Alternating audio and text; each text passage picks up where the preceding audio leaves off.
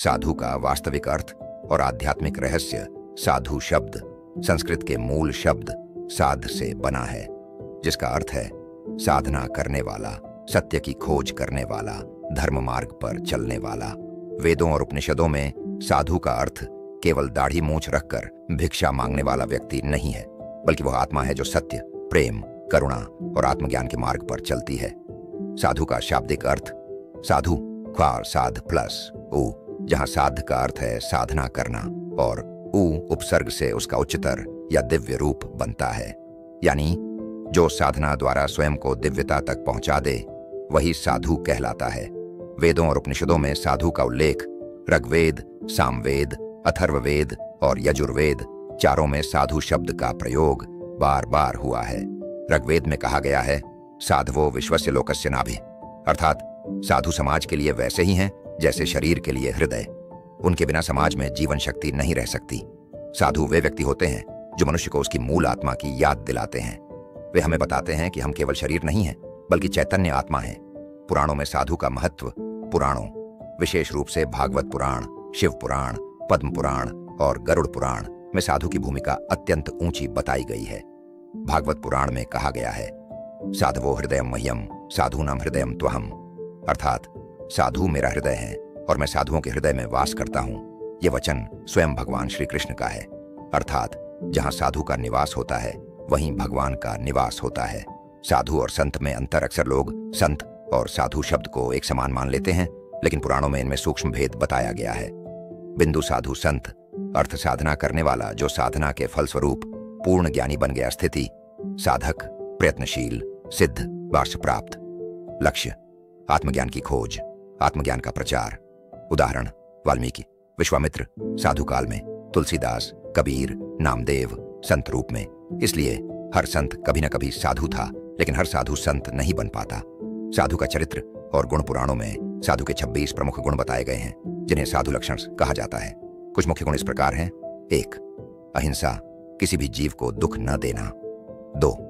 सत्यवादिता, हर परिस्थिति में सत्य बोलना। 3. क्षमा, अपमान या हानि होने पर भी क्रोध न करना। 4. दयालुता, सभी के प्रति करुणा रखना। 5. समता, सुख दुख लाभ हानि में समान रहना। 6. नम्रता, अपने ज्ञान या शक्ति पर गर्व न करना। 7. शुचिता, शरीर, वाणी और मन की पवित्रता। 8. भक्तिभाव, परमात्मा के प्रति अटूट प्रेम। 9. असंगता, सांसारिक मोह से मुक्त रहना। 10. सदाचार, नियम, अनुशासन और धर्म का पालन। इन गुणों के कारण साधु को समाज का मार्गदर्शक माना गया है। साधु का जीवन और तपस्या, साधु का जीवन एक निरंतर साधना है। वह भोग नहीं, त्याग को अपनाता है। वह न धन चाहता है, न यश, न मान। उसका लक्ष्य केवल ईश्वर से मिलन होता है। भिक्षा और तपस्या, साधु दिन भर गांव गांव घूमकर भिक्षा मांगता है, पर उसका उद्देश्य पेट भरना नहीं बल्कि अहंकार को नष्ट करना होता है। वह किसी के घर से जो भी मिलता है प्रसाद मानकर स्वीकार करता है। इससे वह इच्छाओं पर नियंत्रण सीखता है। पुराणों में प्रसिद्ध साधु पात्र 1. नारद मुनि, सबसे प्रसिद्ध देवर्षि जो ब्रह्मा के मानस पुत्र हैं। नारद मुनि न केवल ज्ञान के प्रचारक हैं बल्कि साधु जीवन के प्रतीक भी हैं। उनकी वीणा की ध्वनि नारायण नारायण संसार को याद दिलाती है कि हर कार्य में परमात्मा का स्मरण आवश्यक है। 2. ऋषि विश्वामित्र, राजा से ऋषि बनने की यात्रा। यह दिखाती है कि साधु बनना जन्म नहीं, संस्कार और तपस्या का परिणाम है। 3. वाल्मीकि, पहले डाकू बाद में साधु, जिन्होंने रामायण की रचना की। उनका जीवन सिखाता है कि पापी से भी साधु बनना संभव है यदि मन में परिवर्तन आ जाए। 4. दधीचि आर्षि, जिन्होंने देवराज इंद्र के लिए अपनी हड्डियां दान कर दी ताकि वज्र बनाकर असुरों का विनाश हो सके। यह त्याग साधु के सर्वोच्च धर्म का प्रतीक है। साधु की आध्यात्मिक स्थिति, साधु का मन त्रिगुणों रज, तम, सत्व से ऊपर उठ चुका होता है। वह न सुख में प्रसन्न होता है न दुख में विचलित। वह हर परिस्थिति को ईश्वर की लीला मानकर स्वीकार करता है। भगवत गीता में कहा गया है सुहृन् मित्रार्युदासीन मध्यस्थ द्वेष्य बंधुषु साधुष्वपि च पापेषु संबुद्धिर्विशिष्यते, अर्थात जो व्यक्ति सब में समान भाव रखता है, मित्र, शत्रु, साधु या पापी, वह सच्चा योगी है। यह श्लोक बताता है कि साधु केवल भेष नहीं बल्कि चेतना की अवस्था है। साधु समाज का दर्पण और मार्गदर्शक। भारत में साधु समाज के आध्यात्मिक गुरु हुआ करते थे। राजा महाराजा भी अपने निर्णयों से पहले साधु या अर्षि से मार्गदर्शन लेते थे। उदाहरण, राम ने अपने वनवास का निर्णय अर्षि वशिष्ठ से लिया। अर्जुन ने अपने भ्रम को श्री कृष्ण योगेश्वर साधु से मिटाया। शिव ने स्वयं अघोर साधुओं को योग का ज्ञान दिया। साधु और समाज का संबंध साधु समाज का दर्पण होता है। जहां साधु नष्ट हो जाते हैं वहां धर्म भी नष्ट हो जाता है। महाभारत में कहा गया है, साधुहीनम न तिष्ठति धर्म, अर्थात जहां साधु नहीं वहां धर्म का अस्तित्व भी नहीं रहता। साधु समाज में न केवल भक्ति फैलाते हैं, बल्कि साधु की दृष्टि से संसार साधु संसार को माया के रूप में देखता है। वह जानता है कि शरीर नश्वर है लेकिन आत्मा शाश्वत, इसलिए वह किसी भी सांसारिक वस्तु से आसक्त नहीं रहता।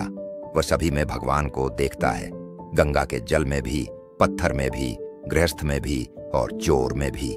इस अवस्था को ब्रह्म दृष्टि कहते हैं। साधु के दर्शन का फल शास्त्रों में कहा गया है, साधो दर्शनम पुण्यम स्पर्शनम पावनम स्मृतम, अर्थात साधु के दर्शन से ही पाप मिट जाते हैं और उनके स्पर्श से मन पवित्र हो जाता है। भागवत पुराण कहता है, एक साधु संग से ही व्यक्ति जन्मों के पापों से मुक्त हो सकता है। यही कारण है कि लोग आज भी साधु संतों के आश्रमों में जाकर शांति महसूस करते हैं, क्योंकि उनके चारों ओर की ऊर्जा दिव्य और शांत होती है। साधु का धर्म और कर्तव्य साधु का मुख्य धर्म है, लोक कल्याण और धर्म रक्षा। वह अपने लिए नहीं जीता बल्कि समाज के कल्याण के लिए तप करता है। जब समाज में अन्याय बढ़ता है साधु सत्य की आवाज उठाते हैं। जब धर्म कमजोर पड़ता है साधु उसे पुनर्जीवित करते हैं। जब मनुष्य भटकता है साधु उसे आत्मज्ञान की ओर ले जाते हैं। साधु का जीवन त्याग का आदर्श, साधु त्याग और संयम का प्रतिमान है। वह राग द्वेष, क्रोध, लोभ, मोह इन सबको त्याग चुका होता है। उसकी सबसे बड़ी संपत्ति शांति है। वह सब कुछ खोकर भी सब पा लेता है। जैसे समुद्र में सारी नदियां गिरती हैं, वैसे ही संसार के सारे भाव उसके भीतर शांत हो जाते हैं। साधु और ईश्वर का संबंध भगवान स्वयं कहते हैं, जो साधुओं की सेवा करता है वह मुझसे भी प्रिय है। अर्थात साधु की सेवा करना भगवान की सेवा करना है, क्योंकि साधु का हृदय ही भगवान का मंदिर है। वह चलता फिरता धर्म ग्रंथ है जिसका जीवन ही उपदेश है। आधुनिक युग में साधु का अर्थ केवल भगवा वस्त्र पहन लेना नहीं है। सच्चा साधु वह है जो लोभ मोह से ऊपर हो, जो सभी से प्रेम करे, जो धर्म और सत्य की रक्षा करे। आज भी ऐसे साधु भारत के तीर्थों, हिमालय की गुफाओं और गांवों में साधना कर रहे हैं, जो अपनी ऊर्जा से धरती का संतुलन बनाए रखते हैं। साधु का अंतिम लक्ष्य मोक्ष। साधु का जीवन संसार से भागना नहीं है, बल्कि संसार में रहते हुए परमात्मा से एकाकार होना है। वह जानता है कि जो आया है उसे जाना ही है, लेकिन जाने से पहले आत्मा को पहचान लेना ही जीवन का उद्देश्य है। साधु का यही अंतिम लक्ष्य है, आत्म साक्षात्कार और मोक्ष। उपनिषदों का निष्कर्ष, नायम आत्मा बलहीनेन लभ्य, कठोपनिषद, अर्थात आत्मा की प्राप्ति दुर्बल व्यक्ति नहीं कर सकता, वह केवल साधु जैसे दृढ़ साधक को मिलती है। साधु वह है जिसने अपने भीतर के अंधकार को पराजित किया है।